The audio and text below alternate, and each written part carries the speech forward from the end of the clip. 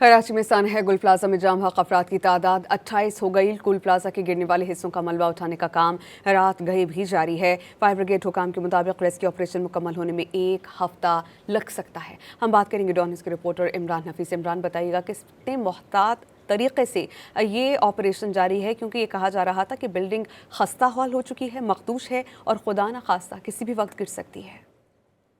जिस वक्त मैं अभी गुल प्लाजा के ऊपर मौजूद हूँ, जहाँ पर आज तीसरा रोज़ है और यहाँ पर जो है वो जो लगी आग है उसके लिए रेस्क्यू का अमल जारी है। इस वक्त हमारे साथ chief fire officer Humayun Khan मौजूद हैं। इनसे तफसीलात मालूम करते हैं कि अभी क्या सिचुएशन है और कौन कौन से भी स्ट्रेटेजी अपनानी चाहिए।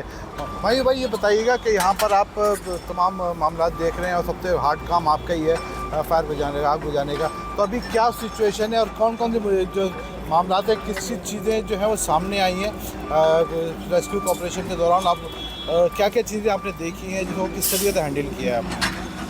अब अल्लाह का शुक्र है, काफ़ी अच्छी सिचुएशन है और अभी हमारे लोग जो हैं 3rd फ्लोर को भी क्लियर कर दिए। फिर आखिर में सिर्फ ये मलबा ही रह जाएगा।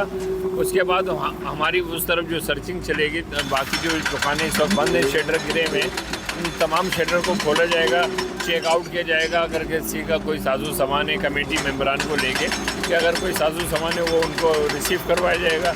और इसी तरीके से जो ये मलबा है इसको रिमूव करने इसी तरीके से होगा जैसे हो रहा है ना, इसमें ये टाइम तलब है। अभी जैसे जैसे मलबा रिमूव होता है और यहाँ पे कूलिंग होती है तो हम देखते हैं खुदा न खास्ता कोई एक्सपायरी या कोई बॉडी है या नहीं है।